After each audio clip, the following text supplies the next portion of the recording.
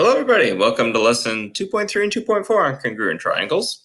After this, we're going to be able to explain why, if all of the corresponding sides and angles of two triangles are congruent, then the triangles are congruent. And we're also going to start hinting at the idea that maybe you can get by with a little bit less information than that to say that two triangles are congruent. Also, we want to use transformations to be sure that two triangles are congruent. I encourage you to open up this activity in the link provided and follow along / do some of the things that I'm skipping over, like this one. Well, it's cool, but I don't have time. So here's what I'm going to show you. If all of the corresponding parts of two triangles are congruent, then that means that one triangle can be taken exactly onto the other triangle using a sequence of translations, rotations, and reflections. Those are our rigid transformations. Rigid transformations always create congruent figures. So the congruence of corresponding parts justifies that the vertices of the triangles will line up exactly. What would that look like? Let me show you. Okay. So in these two triangles, it is given that these specific angles and sides are congruent, and we want to follow these steps to show that the triangles line up. Again, you should try this. It's fun. But if you want to see me do it, here I go. I will first translate triangle ABC by the directed line segment from A to D. I will use the transform tool. I will use translation from A to D, and I'll apply that to this whole shape, and boom, there it goes. Triangle ABC translates along the directed line segment from A to D. It says explain why A prime and D prime coincide. And coincide, that's a fancy word for they're in the same place. Okay, well, yeah, we did a translation from A to D. We literally moved point A to the location of point D. They have to coincide, right? Otherwise, we did it wrong. Yeah. Step two, again, we're trying to get it so that all of the vertices line up and say why they have to, okay? So step two, rotate the image, triangle A prime, B prime, C prime, the blue one, using D as the center so that rays A double prime, B double prime, and line DE line up or coincide. Okay, so to do that, I'm going to measure this angle from B to D to E. Oh, it's 14 degrees. So that means I would need to rotate this figure by 14 degrees in order to get point B prime to land on top of E, which is what I want to do. I'm going to rotate around D. I'm going to apply it to this whole shape, and I'm going to go by negative 14 degrees because that's how you go clockwise for some reason. Boop. And there we have it. There we have it. We rotated so that those rays are lining up now, because that's what rotations do. So why does B double prime and E prime coincide? Well, because we knew that A and D were already in the same place, and we knew that AB is the same length as DE. So if those two segments are the same length and A and D are in the same spot and B and E are the same length away along the same line, okay, because the rays coincide, then they have to be in the same place. That's my argument. Lastly, hey, so 2 points down, 1 to go. We want to show why C lands on top of F.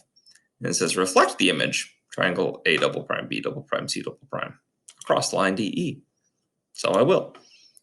Reflection across this line, applied to this whole shape, and it certainly looks like they line up, but how do I know for sure? Well, here's what I think. Their argument would be about rays, and it's weird stuff, and I don't like it. So here's what I would say. I know that C double prime and F are equidistant from D and E because of this starting information where those specific segments are congruent. And if they are equidistant from those 2 points, then that means to me that this is the perpendicular bisector of segment C double prime F. And so if we reflect C double prime F over the perpendicular bisector of C double prime F, then those points should land on top of each other by definition. All right, cool. Something like that anyway. I think that's fair. By the way, corresponding is an important word. And if you don't know that word or what it means, then take a moment to read this and write it down somewhere because you need to know that. It's really important to me. This is cool. I'm not doing it right now for time. The next 3 pages are we're going to start getting that idea that maybe, yes, if all of the sides and all of the angles of triangles are congruent, then they have to be congruent. But maybe we can get by with a little less information and show that they're still congruent. Maybe. So try these along with me. I wonder if you'll get the same triangle if you do some of these same things that I do. So in this picture, the angle A is fixed, but I can move B around until I get segment AB to be what I want, which is in this case 10 units. There, oh, I missed. 10.01, close enough. It's a little finicky on these sometimes. And segment AC is supposed to be 7.4. Yeah, we'll call that good too. And then it says once you have them with the correct specified lengths, then construct segment BC. Oh, I will. And measure it. I wonder how long it is. Oh, I did this backwards. This is supposed to be 4. No wonder I can't get it exact.